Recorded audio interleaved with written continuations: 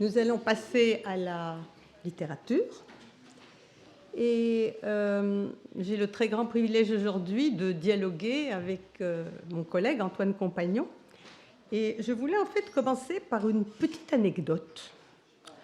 Un jour, un collègue mathématicien que je connaissais de longue date m'a dit « Mais voilà longtemps que je voudrais te poser une question. Au fond, que font exactement les chercheurs en littérature et en linguistique ?»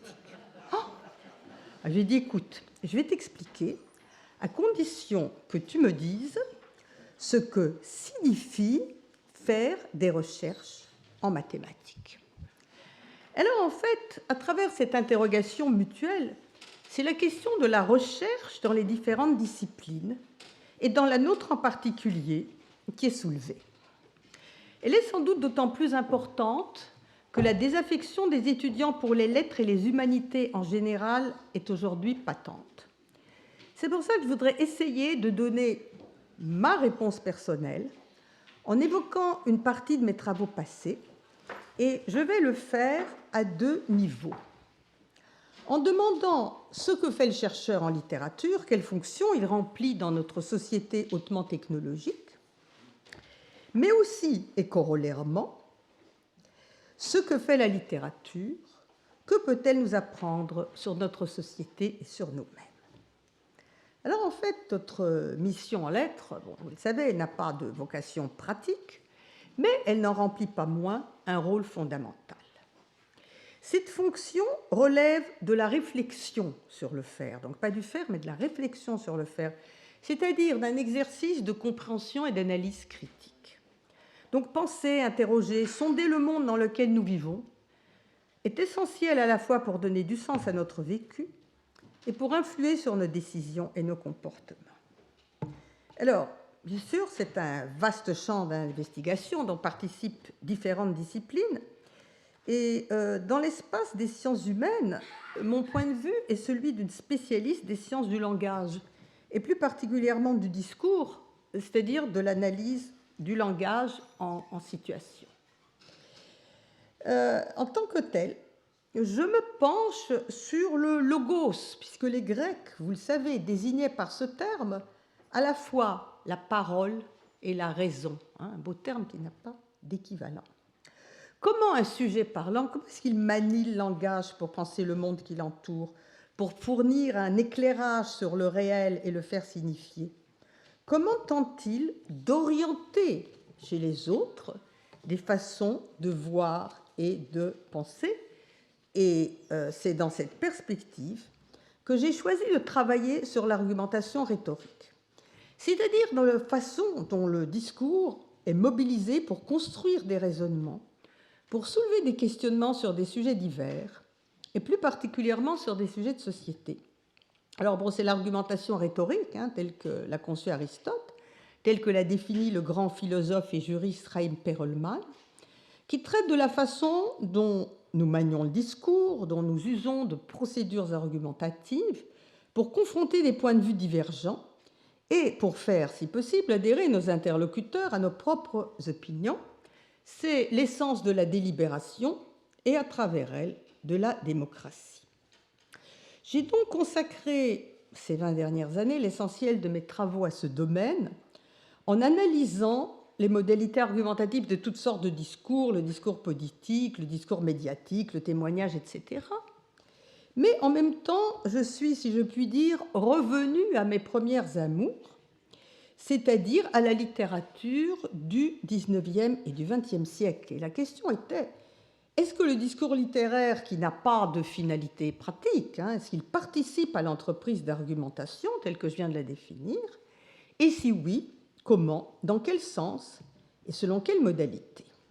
Alors, du coup, ça m'a permis de reprendre à nouveau frais une question qui m'avait toujours fortement mobilisée quand je travaillais sur la littérature, celle du rapport justement entre texte et société, qu'ont étudié différents domaines, différents courants de la critique littéraire, sur lesquels je ne m'attarderai pas.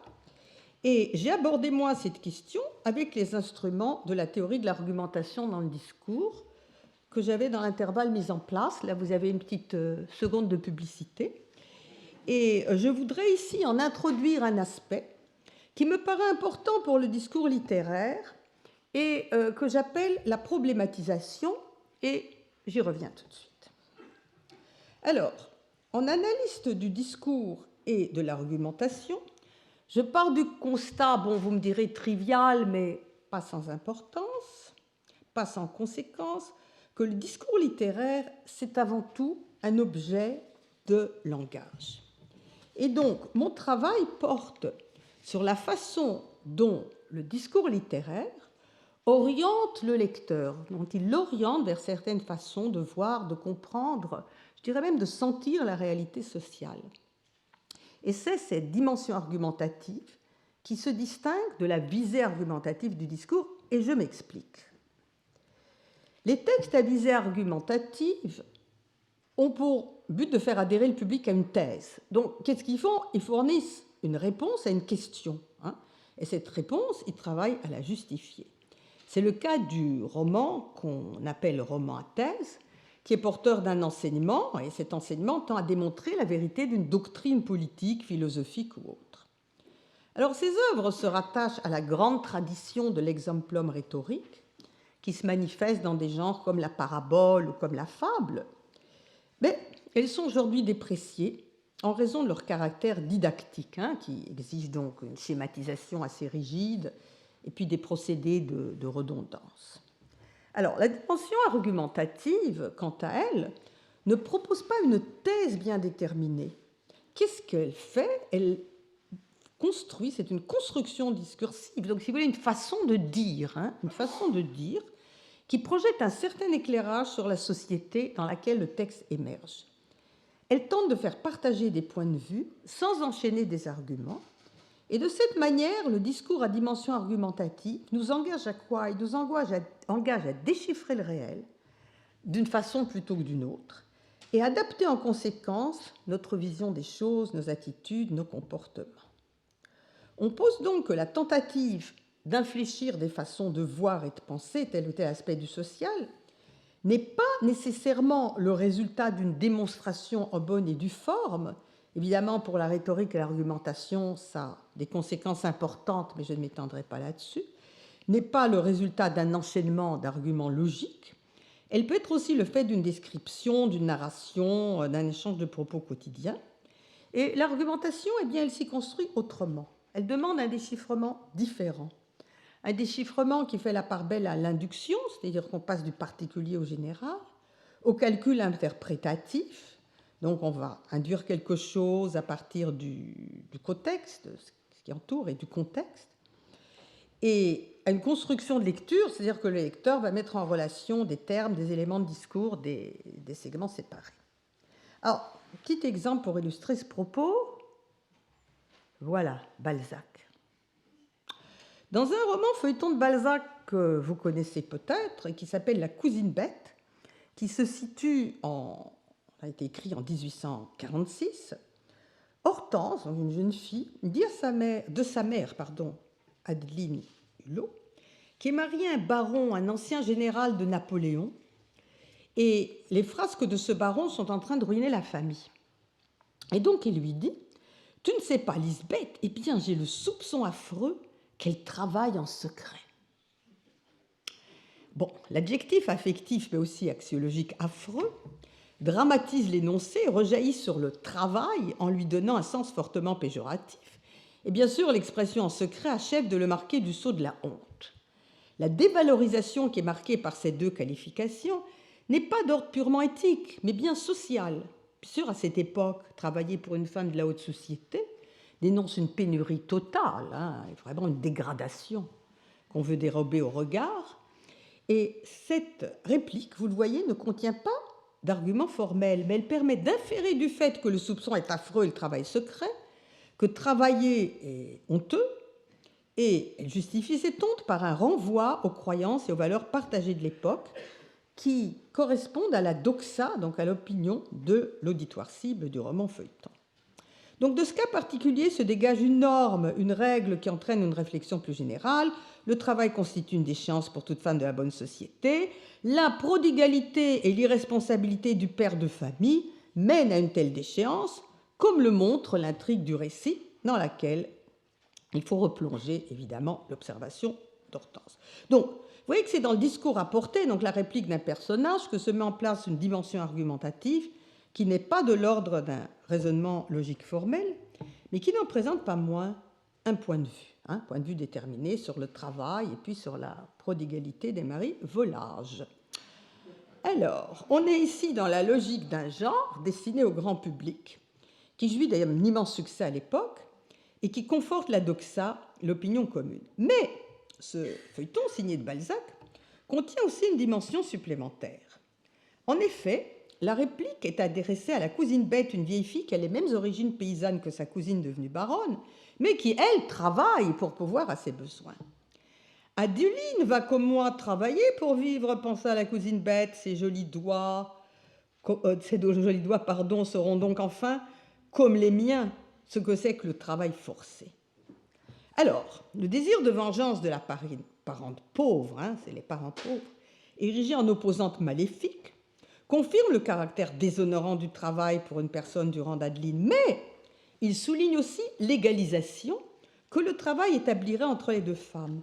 Le texte ne milite certes pas pour la promotion des travailleurs et l'égalité de toutes et tous, mais il problématise la question de l'inégalité de la situation faite aux gens du peuple dans la France de 1946 et montre les attitudes d'envie et le désir de revanche qu'elle suscite chez les défavorisés. La cousine bête, lit-on au début du roman, appartenait à cette catégorie de caractères plus communs chez le peuple qu'on ne pense et qui peut en expliquer la conduite pendant les révolutions. Nous sommes en 1946. Le discours romanesque ne défend pas une thèse. Il offre un contrepoint à l'argumentation que développe le récit doxique du feuilleton. Il appelle une construction de lecture qui soulève implicitement des questions plus qu'elle n'apporte des réponses. Donc, l'argumentation travaille ici à problématiser. Alors, je voudrais insister ici maintenant sur la problématisation qu'autorisent ces dimensions argumentatives du texte littéraire, c'est-à-dire sur la façon finalement dont l'agencement du discours, la façon dont le discours est construit, permet de pointer des questions immergées, de présenter des paradoxes ou des apories, d'interroger des évidences. Et dans cette optique, la notion de problématisation se rapproche selon moi de celle qui a été élaborée en philosophie par Michel Foucault, qui dit la chose suivante, si vous me permettez de lire la citation: « Ce qui distingue la pensée, c'est qu'elle n'est pas ce qui habite une conduite et lui donne un sens, elle est plutôt ce qui permet du recul par rapport à cette manière de faire ou de réagir, de se la donner comme objet de pensée et de l'interroger sur son sens, ses conditions et ses fins.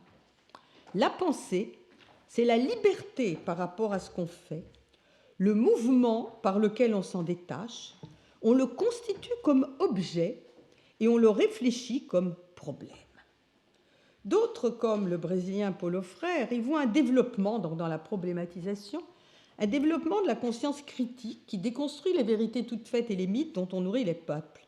C'est pour lui un instrument pédagogique. Donc la problématisation ne vise pas à apporter des réponses, mais à faire émerger un questionnement dans ce qui paraissait aller de soi, c'est-à-dire qu'elle défamiliarise ce qui relève du sens commun, et Freire en a fait un véritable instrument de pédagogie. Alors, dans la même veine, la dimension argumentative du discours ne comporte pas nécessairement de conclusion claire. Elle attire l'attention sur les problèmes que soulève un questionnement qui nécessite la réflexion.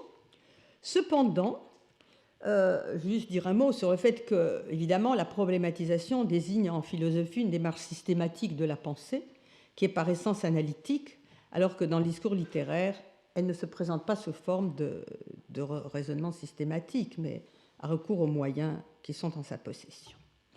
C'est dans cette perspective que, dans mes propres travaux, j'ai analysé ce que la dimension argumentative des textes nous apprenait sur notre société présente ou passée et sur la façon dont elle se construisait, j'insiste, dans la matérialité du discours et dans l'agencement de la fiction.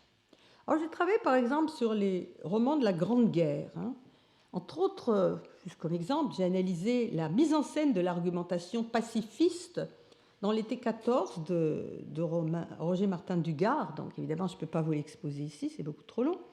Mais son discours contre la guerre qui va à rebours de l'opinion commune, au fond, la question qui est soulevée, c'est est-ce que ce discours contre la guerre, ce discours pacifiste, est la marque d'un comportement héroïque Ou est-ce que c'est au contraire une attitude de rêveur, hein, un rêveur qui est pris dans ses fantasmes? Mais ce qui est intéressant aussi, c'est que ces questions sur 14 sont soulevées par Martin Dugard en 1936, parce que c'est à ce moment-là qu'il écrit son roman. Et c'est vrai qu'à aucun moment, le récit fondé sur des faits de l'époque ne se réfère à la situation de 1936, et Romain Dugard le fait exprès. Mais il résonne, c'est le terme de Dugard, il résonne néanmoins avec elle, laissant au lecteur le soin de penser la question de la démagogie ou du pacifisme au présent, en la recadrant bien sûr et en la recontextualisant. Alors pour l'analyste, il ne s'agit pas de spéculer sur le texte, mais de montrer comment ce texte fonctionne, comment il utilise les ressources du langage. Et je veux en prendre un dernier exemple avant de conclure, qui est un récit que vous connaissez peut-être de Bernhard Schlink. Je l'ai lu, moi, en traduction française. Il a été écrit en allemand en 1996, qui s'appelle Le Liseur. On en a fait un film, d'ailleurs. Et il présente le discours d'un jeune Allemand de la deuxième génération qui se penche sur le passé nazi de son pays. Alors, il revient sur son militantisme étudiant, et le narrateur, à ce moment-là, dit la chose suivante. Tous, c'est une traduction, hein, nous condamnions nos parents à la honte, ne fût-ce qu'en les accusant d'avoir, après 1945, toléré les criminels à leur côté parmi nous. Alors, on peut bien sûr reconstruire un antimème, donc un syllogisme manquant, hein, celui des jeunes gens. Tolérer des criminels en son sein est une honte, hein, c'est la majeure manquante. Les parents des étudiants allemands ont toléré des criminels nazis parmi eux, ils ont donc adopté un comportement honteux. Mais bien sûr, une attention à la formulation du discours dévoile une plus grande complexité. D'un côté, la révolte contre tous ceux qui ont, dans l'Allemagne d'après-guerre, participé au rapide oubli des forfaits passés, peut apparaître comme un acte de courage et d'honnêteté, hein, celui de ces étudiants. D'un autre côté, condamner à la honte, donc cloué publiquement au pilori, est connoté du point de vue moral. Alors que les enfants s'érigent en juges de leurs parents apparaît en contradiction flagrante avec le respect qui leur est dû, et qu'ils se donnent le pouvoir de les condamner est perturbant. Et cela d'autant plus que les parents ne sont pas condamnés pour avoir créé ou approuvé la situation, non, simplement pour l'avoir tolérée, c'est-à-dire pour ne pas l'avoir empêchée, après 1945. Alors, dans les lignes qui précèdent ce que je viens de vous lire, il est dit que le père du narrateur a été destitué de son poste de professeur par le régime nazi, ce qui n'a pas du tout empêché son fils à l'époque de l'inclure dans le verdict général. Donc, la généralisation et l'indiscrimination à la base de l'attitude des jeunes contribuent à dénoncer le radicalisme. Ils ont tranché de façon radicale la difficile question de savoir comment il convenait de réagir envers tous ceux qui avaient toléré dans l'Allemagne d'après-guerre la présence des anciens responsables nazis. Le récit, lui, refuse de trancher et problématise la question en la soumettant au lecteur. Alors, en conclusion, l'analyste examine le discours littéraire non pas comme un pur objet esthétique qu'il est également, mais comme, je l'ai dit, un agencement discursif complexe qui suscite des questionnements sur la société présente et passée. En se penchant sur ce que le texte dévoile, sur ce qui s'y dit souvent en filigrane, il montre comment il engage les lecteurs à se détacher de certaines manières de faire ou d'agir, afin de pouvoir les interroger sur leur sens, sur leurs conditions et leurs fins. Je suis revenu à la citation de Foucault. Une réflexion sur le fonctionnement particulier du texte littéraire, sur le travail du langage à travers lequel il dit le monde autrement, s'accompagne ainsi d'une exploration de ce que chaque œuvre nous invite à interroger et à repenser dans une remise en question de nos habitudes et de nos certitudes. Je vous remercie. Je vous parlerai en français, moi aussi. Et je n'ai pas de présentation, parce que de temps en temps, il faut voir si on est encore capable de parler sans diapositive. Alors, j'essayerai aujourd'hui. Bon, je suis heureux de me retrouver avec vous cet après-midi, d'abord parce que vous êtes beaucoup plus nombreux que nous ne l'avions prévu, et nous aurions sans doute dû réserver un amphithéâtre plus grand, mais je ne savais pas que vous viendriez aussi nombreux, et comme en plus il y avait quelques petites rumeurs qui nous incitaient à décommandé, nous n'avions pas prévu trop grand. Alors je voudrais d'abord rappeler qu'avec Ruth Hamoussy, nous avons des échanges depuis très longtemps qui sont antérieurs à ma venue au Collège de France, puisque lorsque j'étais à la Sorbonne, de l'autre côté de la rue Saint-Jacques, auparavant, nous avions un accord de coopération et nous avions un colloque régulier, annuel, soit à la Sorbonne, soit à Tel Aviv. Et en particulier, les deux présidents de Paris 4, Sorbonne, je voudrais les rappeler parce qu'ils ont été importants dans cette coopération qui a d'ailleurs pendant longtemps soutenu le département d'études françaises de l'Université de Tel Aviv, Georges Molinier, prématurément disparu, et Jean-Robert Pitt, que certains d'entre vous connaissent bien, et c'est avec eux que je suis allé souvent à Tel Aviv. Au retour de l'un de ces voyages, mais je crois que c'était plutôt à Bar-Ilan que j'étais allé faire un séminaire cette fois-là, j'avais publié une tribune dans Le Monde pour m'opposer à ce qu'on appelait déjà le boycott des échanges entre les universitaires français et israéliens. Je crois que c'était au tout début des années 2000, ce qui nous renvoie assez loin. C'est une tribune qu'on me rappelle encore, près de 20 ans après, quand je circule dans le monde, et ce sont des choses qui ne sont pas oubliées. Je me souviens d'une conférence que j'ai donnée il y a quelques années à la Bibliothèque nationale de Tunis, où on m'a encore interrogé à la sortie sur cette tribune, où je disais que même si c'était aussi un moment particulièrement tendu, nous ne soutenions pas nécessairement la politique d'aucun État, eh bien, les échanges académiques devaient se poursuivre, et peut-être d'autant plus qu'il y avait des divergences, et que les universitaires que nous rencontrions lorsque nous allions à Tel Aviv ou à Jérusalem ou ailleurs étaient de ceux qui, précisément, le plus souvent, militaient pour d'autres politiques dans ce pays. Puis je voudrais aussi rappeler que le Collège de France entretient des relations scientifiques avec des universités dans le monde entier. Il se trouve qu'il y a quelques semaines, j'étais avec Thomas à Beyrouth, où cette fois-ci, ou cette fois-là plutôt, nous étions déplacés, c'était le Collège de France à l'Université Saint-Joseph de Beyrouth, avec laquelle nous avons une convention de même nature, et pendant une semaine, les professeurs du Collège de France ont donné des conférences à l'Université Saint-Joseph.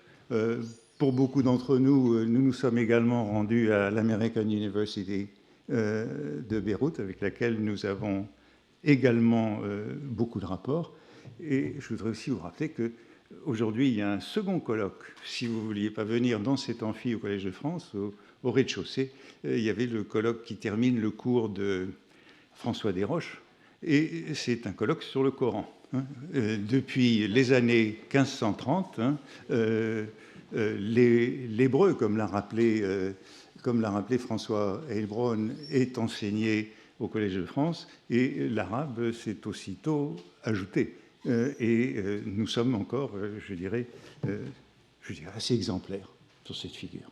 Et enfin, l'année dernière, je suis allé faire des conférences à Bagdad, à l'université de Bagdad et à l'université de Najaf, et je pense qu'il n'y a pas beaucoup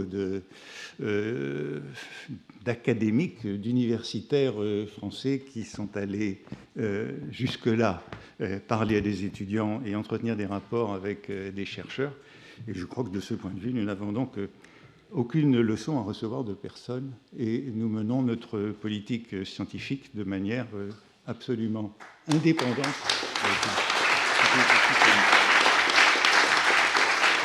Donc je voudrais maintenant répondre à un certain nombre des propos qui ont été tenus par mon ami Ruth Amoussi sur littérature et argumentation, développement très intéressant sur sa vision des choses et je crois une excellente mise au point où elle a opposé, me semble-t-il, deux conceptions du rôle social de la littérature. Une première conception, qui est une conception classique, rhétorique de la littérature, qu'on pourrait dire aristotélicienne ou cicéronienne.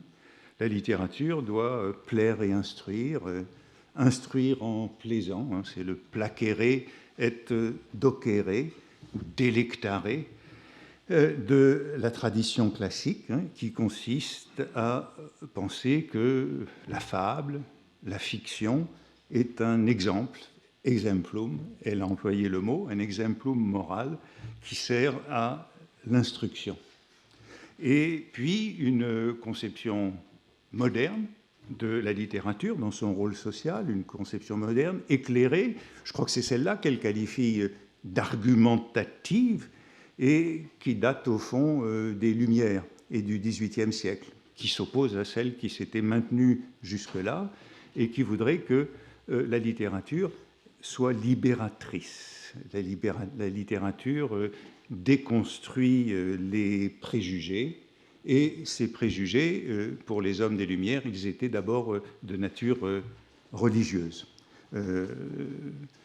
Ruth, Stella, je trompe toujours, a employé le mot problématiser. La littérature problématise, c'est-à-dire qu'elle développe le sens, la conscience critique, elle bouscule les préjugés, elle trouble les idées reçues, ce qu'on appelle la doxa, l'opinion commune. Elle défamiliarise, et cette notion de défamiliarisation, de choc, a été très souvent reprise par les théoriciens de la littérature, notamment au XXe siècle. Et c'est pourquoi celle-là opposait l'argumentation à la thèse, je crois. Elle évoquait le roman à thèse qui veut montrer et démontrer, et qui a des réponses à donner, alors que l'argumentation, eh bien, c'est plutôt un questionnement. Et les exemples qu'elle a pris montraient comment la littérature questionne, mais ne donne pas nécessairement des réponses. On retrouve ce rapport des questions et des réponses évoqué par l'archéologue et l'historien tout à l'heure. C'est le rôle qui est traditionnellement reconnu à la littérature depuis le XVIIIe siècle, d'être un chemin vers la liberté, et notamment la liberté de conscience. Et on peut penser que ça commence avant le XVIIIe siècle. Ça commence avec Montaigne, et c'est un cheminement qui irait de Montaigne à Rousseau, cette vision libératrice de la littérature. Cette vision libératrice, je crois que là aussi on trouvait les termes dans ce que disait Ruth, elle est pédagogique plus que didactique. Elle n'est pas didactique parce qu'elle ne soutient pas une thèse, mais elle est pédagogique parce qu'elle pose des questions. Au XIXe siècle, on opposait également de la sorte le symbole et l'allégorie. L'allégorie, c'est une leçon. Dans l'allégorie, on voudrait démontrer une thèse et puis on raconte une histoire pour démontrer cette thèse. Ça vient de Kant, c'est Kant qui opposait symbole et allégorie. Et le symbole, selon Kant, c'est ce qui est au principe de toute la poésie romantique. On part du particulier et on va vers le général. L'allégorie du général au particulier, le symbole du particulier au général, et c'est le cheminement de la poésie.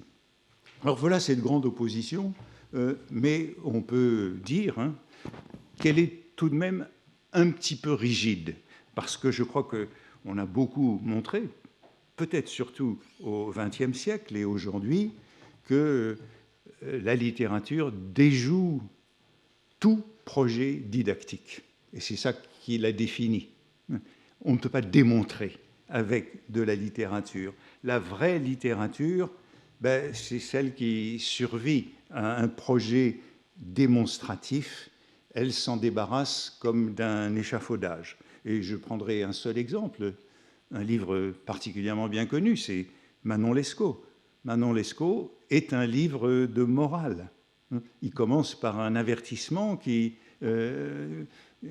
nous dit que cette fable, elle est là pour nous détourner de la passion. Et selon l'avertissement, précisément, il est dit, quand on donne des règles, eh bien, personne ne les suit. Mais si on donne des exemples, alors ben, les exemples sont frappants. Et les exemples, ce sont les fables, ce sont les paraboles du Nouveau Testament. Le Nouveau Testament résonne par paraboles parce que les règles, les lois ne sont pas suivies. Eh bien, malgré cela, le livre Manon Lescaut est devenu la plus grande leçon d'immoralité au XIXe et au XXe siècle. Ce livre de morale est devenu un mythe, le mythe de l'amour-passion, et voilà pourquoi il y a plusieurs opéras qui sont fondés sur ce mythe avec autant de succès. C'est dire que la littérature à thèse, au fond, elle échoue toujours. Ou bien, si elle n'échoue pas, elle disparaît. Elle ne passe pas à la postérité, elle s'évanouit aussitôt. Donc la littérature, on pourrait dire que la littérature, quand elle est à thèse, elle meurt.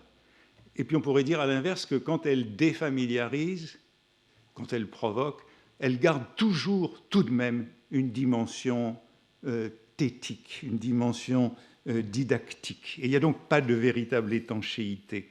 C'est par exemple ce qu'analysait Walter Benjamin, grand critique, lorsqu'il parlait de Baudelaire et s'intéressait à lui, ben, il montrait que justement Baudelaire réinventait l'allégorie. Baudelaire réinventait l'allégorie, c'est-à-dire cette figure de la tradition classique. Puis je me demande s'il ne faut pas aussi ajouter une troisième conception de la littérature, après la classique et la moderne, qui est peut-être la nôtre aujourd'hui, qu'on a parfois qualifiée de postmoderne, et c'est qu'au fond, la littérature ne sert à rien. Elle est inutile, elle est gratuite, et au fond, c'est pour ça qu'on l'aime. Parce qu'elle n'éduque pas et elle ne libère pas. Et je crois que c'est aussi, si on peut entretenir cette idée, c'est un peu en réaction contre un refus contemporain de ces visions antérieures de la littérature, de ces visions traditionnelles ou modernes, salutaires. Cette fonction qui est toujours rédemptrice de la littérature, cette vision éclairée. Et il y a beaucoup de critiques qui soutiennent aujourd'hui que la littérature, ben, elle transmet aussi l'aliénation. Elle transmet des valeurs subreptices qui la situent du côté du pouvoir. Il faut toujours repenser à cette scène extraordinaire dans Triste Tropique de Lévi-Strauss, où l'invention de l'écriture est liée au pouvoir. Le chef qui, ayant aperçu que l'anthropologue Lévi-Strauss prenait des notes, eh bien, se met à prendre des notes, mais sans écriture. Et la littérature, on a aussi souvent soutenu qu'elle est liée aux scribes liés au pouvoir. C'est le pouvoir de la littérature qui lui attire des ennemis avant que ce ne soit sa faiblesse. Aujourd'hui, on peut dire qu'elle est très faible. Tu as rappelé, elle est faible, elle est fragile, mais elle a été pendant très longtemps plutôt puissante. Elle a servi à configurer le monde, à modéliser les choses. Et donc, je crois qu'il y a, on pourrait dire, une résistance ambiante à la littérature en raison de son pouvoir. Ce qui nous fait demander si le roman est encore possible. Et aussi, c'est peut-être la raison pour laquelle la littérature se revendique comme dépourvue de tout pouvoir, comme maudite, comme étrangère. Bref, je me demande si dans cette alternative, conception argumentative de la littérature ou conception instructive de la littérature, celle de la vision classique, on n'est pas un peu sorti de cette problématique. Et je suis frappé que les exemples que prend Ruth, c'est des exemples qui sont liés au réalisme et au naturalisme, donc à une littérature qui est plutôt celle du XIXe siècle, principalement. C'est celle dans laquelle on a été éduqué. C'est celle des grands romans qui, précisément, nous ont formés. Ce sont les romans, qu'ils soient français, anglais ou russes, qui ont été écrits dans ces écoles du XIXe siècle. C'est dans ces romans qu'on a appris notre vie morale, qu'on a appris l'amour, qu'on a appris la mort, qu'on a appris le deuil. Mais les romans d'aujourd'hui nous permettent-ils encore de comprendre le monde? C'est ça, au fond, la question. Est-ce que la littérature qui se fait aujourd'hui, c'est encore, après Kafka, après Beckett, une littérature qui nous permet de comprendre le monde? Bon, la semaine dernière, il y a 15 jours, nous avons appris la mort de Philippe Roth. Est-ce que voilà des romans qui, aujourd'hui, nous... Enfin, j'aurais tendance à dire oui, des romans qui nous permettent encore de comprendre le monde, mais qui sont donc peut-être dans cette tradition de la littérature du XIXe siècle. En vérité, c'est une question que je posais dans ma leçon inaugurale ici, il y a une douzaine d'années, où je mentionnais ces différentes visions de la littérature, de ses rapports avec la société. Mais je crois qu'aujourd'hui, la question est plus urgente, et tu l'as rappelé, en raison de la place de la lecture, de la survivance de la lecture dans le monde contemporain. Et comme d'ici peu j'approcherai de ma dernière leçon au Collège de France, ce sera l'occasion de fermer la boucle et de revenir à cette question et de voir comment les choses auront évolué. Mais je crois que la question initiale que tu posais est aussi très intéressante. C'est celle de la nature de la recherche.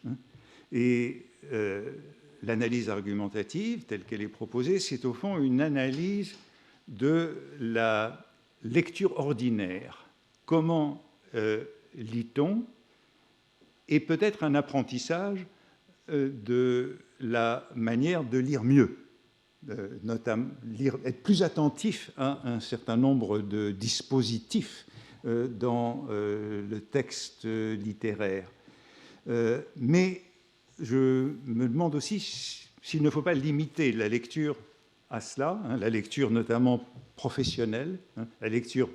Qu'est-ce que la lecture professionnelle par rapport à la lecture de tout le monde? La lecture professionnelle, est-ce l'amélioration de la lecture ordinaire? Est-ce une réflexion sur la méthode de la lecture ordinaire?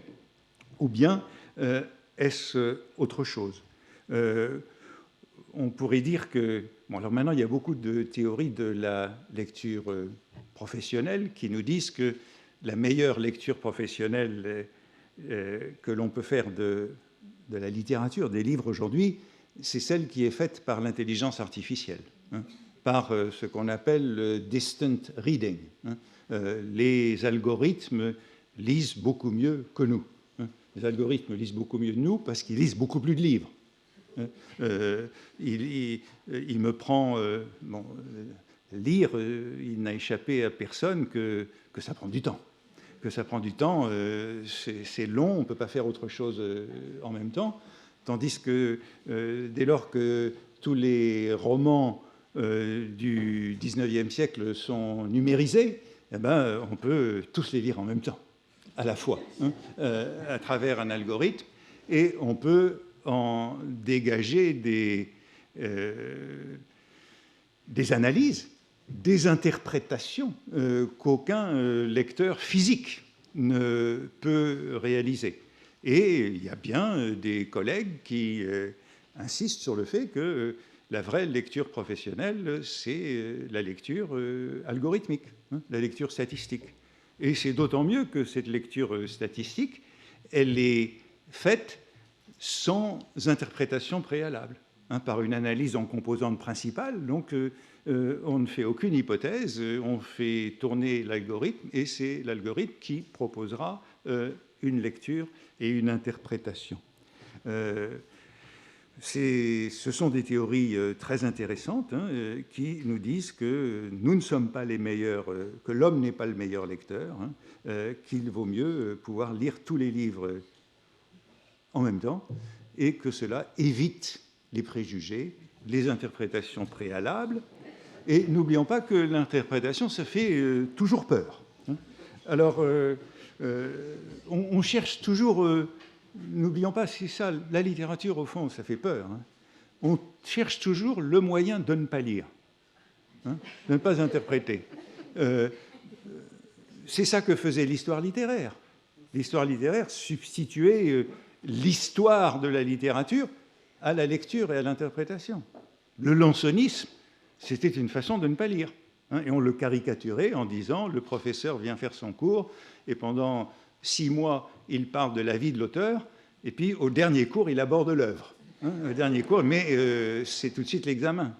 Puis ensuite on pourrait dire que d'une certaine manière la narratologie, la théorie littéraire qui a pris la suite, elle avait aussi pour finalité de ne pas lire les textes, hein. Et on nous a beaucoup dit avec la narratologie, tous les élèves seront en position d'égalité, hein, puisqu'on fait de la narratologie, on analyse comment le texte est composé, ses figures, on analyse comme si on faisait de l'arithmétique. Donc tout le monde est à égalité, mais au fond, on ne parlera jamais du sens des textes. Au fond, c'est ça. Ce qui fait peur, c'est le sens des textes. Et très souvent, les méthodes cherchent à éviter de s'intéresser au sens de la littérature. Bon, c'est un peu les débats qui sont les miens entre, bon, je vais intituler cette chaire ici « Histoire, critique, théorie », pour insister sur le fait que c'était les questions avec lesquelles je me débattais et qui me situent en compétition avec d'autres qui parlent aussi des textes littéraires, comme les historiens et les sociologues. Bon, il y a quelques mois, j'ai publié un livre sur les chiffonniers et j'ai pu observer que les réactions à ce livre montraient justement un malentendu. Ce livre s'est plutôt bien vendu parce qu'il s'est vendu comme un livre d'histoire et pas comme un livre sur la littérature. Et il y a un détour par l'histoire, par la sociologie, par l'histoire de la ville, de Paris au XIXe siècle, pour comprendre, mais c'est pour comprendre la littérature. Il y avait besoin de tous ces angles de vue pour comprendre la littérature. Mais, au fond, la dimension littéraire est peu aperçue, et, au fond, le retour sur investissement. Il s'agissait de mieux comprendre Baudelaire, de mieux comprendre Hugo, mais en voyant les réactions au livre, je me suis dit que la réception a insisté sur le détour, mais pas sur le retour sur investissement de ce détour. Donc j'ai été rendu sensible à l'ambiguïté du livre et de la démarche. Les textes littéraires, je crois qu'il faut le rappeler, ne sont pas lus pareillement par les historiens et les littéraires.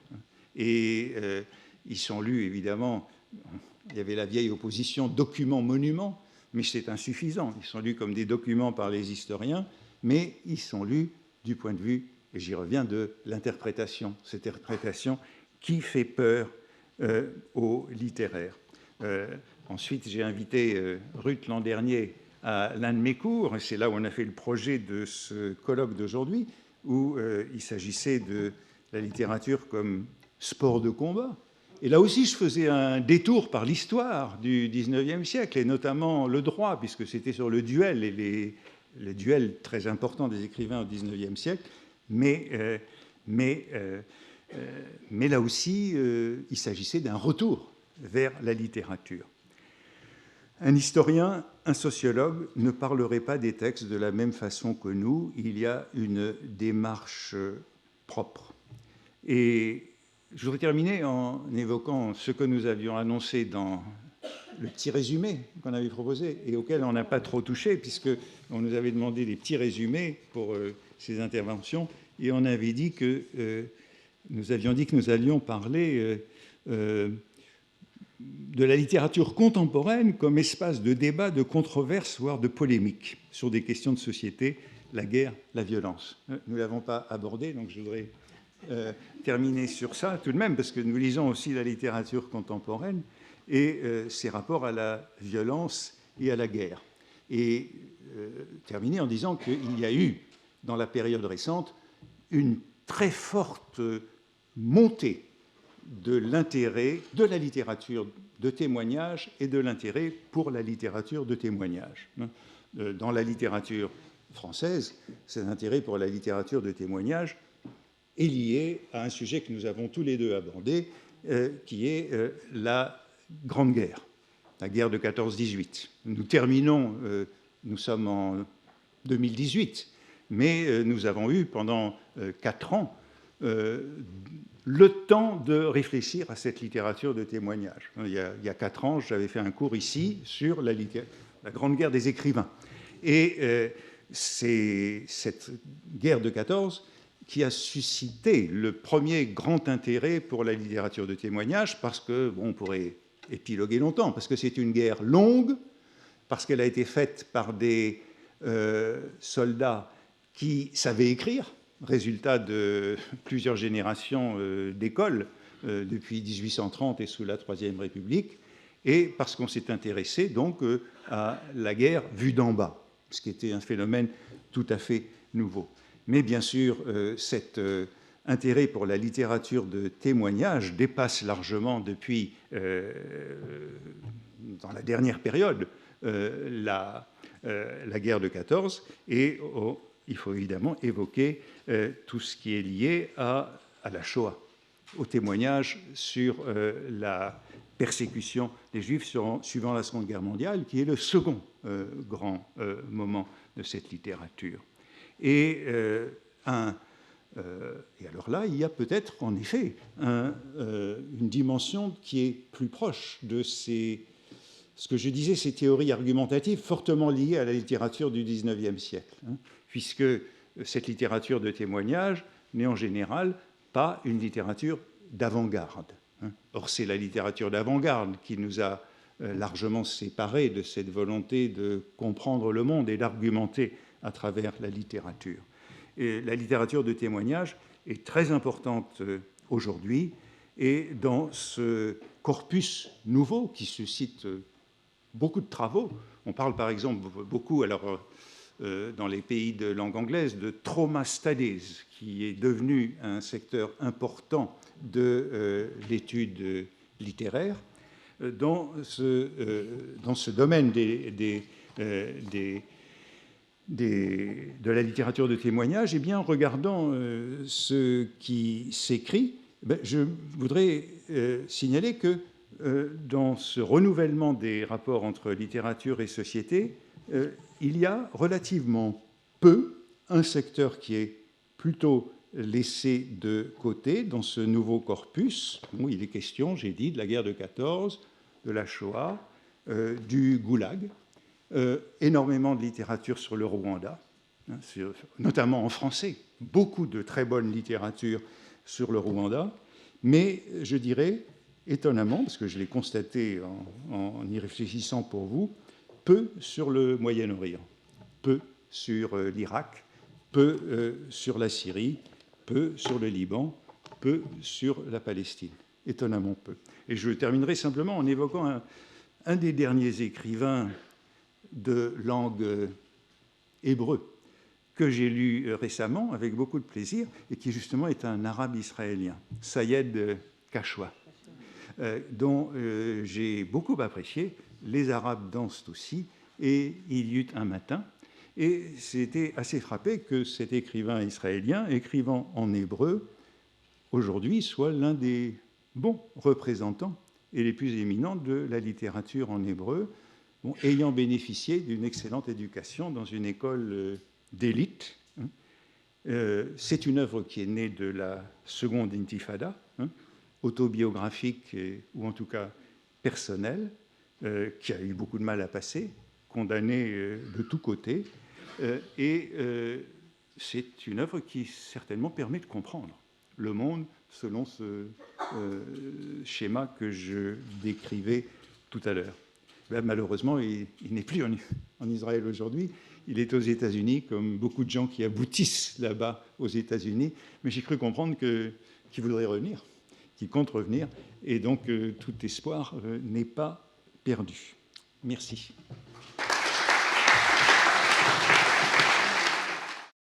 Alors, voilà, vous voyez, Antoine et moi, nous avons continué devant vous un dialogue que nous menons de longue date. Et justement, son discours problématisant m'a permis de prendre des distances et de réfléchir. Et donc, je voudrais rebondir un petit peu sur quelques points dont on pourrait rediscuter avec vous également. Je voulais souligner, peut-être insister sur le fait que mon approche, l'approche que j'ai présentée du rapport entre texte et société est une approche parmi d'autres. Mais cette approche, elle privilégie ce que un Américain, un rhétoricien américain, Michael Leff, appelait justement le close reading.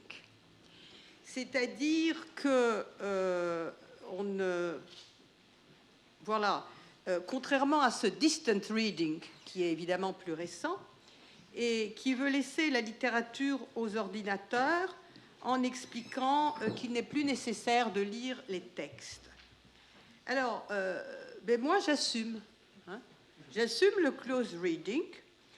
J'assume l'attention, la nécessité de la lecture, l'attention minutieuse au texte, c'est-à-dire vraiment d'entrer dans l'épaisseur du langage, de voir comment se construit le sens, comment il se communique. C'est une interaction entre êtres humains et pas entre des signes imprimés et une machine. Et donc, voilà, c'est une vision, tu as bien dit, qu'elle remontait à, pas seulement libératrice, pas seulement au XVIIIe siècle, mais même à Montaigne. Il a dit, voilà, une vision humaniste et critique, qui voilà, souligne que la littérature, c'est un mode de communication et qu'elle a aussi un apport, ne fût-ce que comme genre épidictique, c'est-à-dire qui transmet et qui renforce des valeurs. Bon, donc voilà, c'est une position dont on pourrait discuter. Franco Moretti n'est pas là pour en discuter avec moi, heureusement, mais c'est certainement un sujet de réflexion et on peut remettre sur le tapis la question de l'importance maintenant des analyses quantitatives en analyse du discours, en littérature, qui n'est pas négligeable, mais qui peut-être n'est pas toujours aussi dramatique que celle que Moretti propose. Voilà. Maintenant, je voudrais peut-être ajouter que je suis en fait d'accord avec toi, et je ne l'ai peut-être pas montré de façon assez claire, mais vraiment tout à fait d'accord sur le fait qu'un texte littéraire, il ne peut pas avoir uniquement une visée argumentative. C'est en soi une contradiction dans le terme, ce n'est pas possible, parce que justement c'est un objet de langage et que quelque chose se dit et se construit, mais souvent en filigrane. Et ce qui est intéressant aussi dans les textes, c'est que parfois un texte qui veut démontrer quelque chose, quand c'est un texte thèse, eh bien, on trouve en filigrane quelque chose qui entre en tension avec cette thèse. Et c'est dans le numéro que nous venons de publier de notre revue Argumentation, analyse du discours, il y a un article d'un collègue français, Alain Rabatel, qui reprend une fable de La Fontaine pour montrer effectivement comment, derrière la thèse affirmée, c'est la leçon... bon, enfin, voilà. Comment, derrière cette thèse affirmée, se présente toujours, se construit toujours autre chose. C'était à propos de la leçon du plus fort est toujours la meilleure. Le loup et l'agneau, voilà. Donc, absolument d'accord, là, il n'y a pas vraiment... et aussi, autre chose que tu me permets de préciser, c'est que, bon, moi, j'ai insisté sur la problématisation, parce que c'est vrai que ça m'intéresse tout particulièrement, mais ce n'est évidemment qu'un aspect des choses dans une lecture argumentative. C'est-à-dire que le texte, bon, il donne beaucoup à voir son rapport à une doxa, c'est-à-dire un ensemble de valeurs, d'opinions qui sont celles d'une société, les façons de penser d'une société à une époque, ça nous montre ce qui relève du pensable de l'époque, et donc un imaginaire social. Et là, je voulais en venir à tes travaux, justement, à ce très très beau livre sur les chiffonniers, qui ne se vend, je suis sûre, pas seulement parce qu'on le prend pour un livre d'histoire. C'est vraiment un très très beau livre. Et bon, c'est une étude finalement, c'est une étude d'un phénomène socio-économique à une période déterminée, donc le phénomène du chiffonnier, qui montre la façon dont les textes se construisent à partir de cet élément et finalement construisent aussi un imaginaire. Alors, bon, j'avoue ma faiblesse pour ce genre d'études, donc je l'ai apprécié tout particulièrement. C'est une autre façon d'aborder la relation entre donc discours littéraire et société.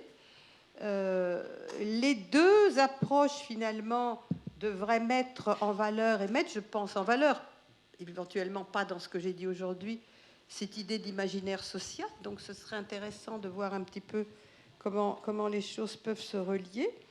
Alors, ce qui m'a... par contre, et là je voudrais revenir à quelque chose que tu écris dans ce livre, parce que tu te réfères à notre maître à tous deux, qui est Michael Rifater, à la fin du livre. Et tu dis qu'au fond, tu as essayé de désigner, que ce n'est pas un livre d'histoire ou de sociologie, et que tu as essayé de désigner une constellation de termes associés à une sorte de mot noyau. Et je te cite là, étudier la dissémination du chiffonnage à la surface du texte. Et donc là, je me demande comment toi, tu considères voilà, ce geste qui consiste à entrer dans l'épaisseur du texte, justement, à prendre en compte ce que moi j'appelle, avec les linguistes, la matérialité du discours, dans ta perspective. Il n'y a pas vraiment de différent entre nous. Simplement, et on fait semblant quand même. On fait semblant pour avoir une discussion devant vous. Mais ce que je voulais ajouter, c'est que par rapport à l'approche qualifiée d'argumentative, qu'il y a, même si on peut exprimer des réserves par rapport à toutes les théories de la déconstruction qui ont été très à la mode à un moment donné, de Paul Deman, de Jacques Derrida, toutes ces théories de la déconstruction, il y a tout de même quelque chose de sérieux à en retenir, qui est que le langage, la littérature, dans son mouvement, déjoue les intentions. Et c'est un peu ce que tu montrais aussi avec Balzac. Donc il faut toujours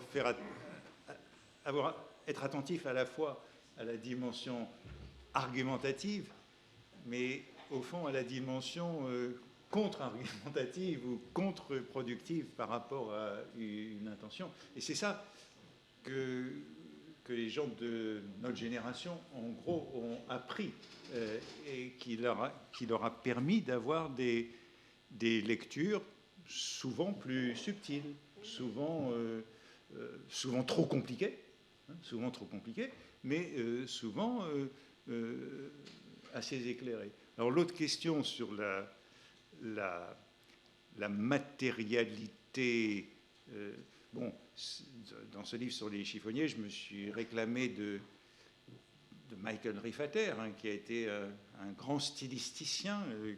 C'est lui qui m'avait fait venir à Columbia il y a longtemps, à peu près 35 ans, et qui avait cette théorie de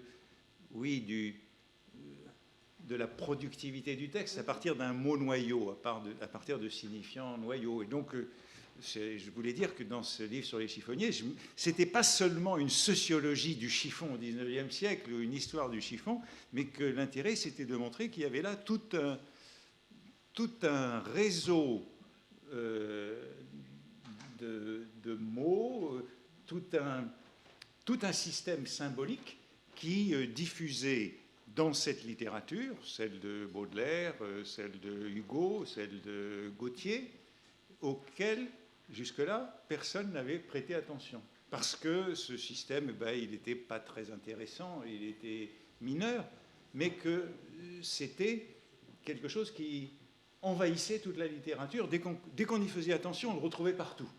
C'est un peu une démarche un peu archéologique, peut-être, hein, mais on retrouvait des traces partout. Alors c'était assez étrange parce que j'avais l'impression de retrouver du chiffonnage dans toute la littérature du XIXe siècle. Et en vérité, ça montrait que c'était bien un noyau de cette littérature. Mais ce qui m'intéressait, c'était sa productivité. Michael Riffater parlait de production du texte. Hein. Il y avait des mots noyaux puis qui, au fond, proliféraient et produisaient du texte. Et c'est pour ça que je voulais rappeler sa démarche, parce qu'on n'en parle plus tellement aujourd'hui. Cette démarche, elle a été un petit peu évacuée, donc ça valait la peine de rappeler que... Mais il faut donner la parole. Avant de passer la parole à ça, je veux juste dire qu'il y a peut-être un malentendu de vocabulaire entre nous, parce que moi, si tu veux, je distingue la visée argumentative, donc une intentionnalité de prouver quelque chose, de ce qui se trame dans le texte et qui est une façon de faire voir les choses d'une certaine façon à partir de méthodes, enfin de procédures qui ne sont pas formelles et que j'appelle dimension argumentative. Oui. Donc comme ça, j'arrive à, tu vois, oui. Voilà, la quadrature du cercle. Alors, à vous, question.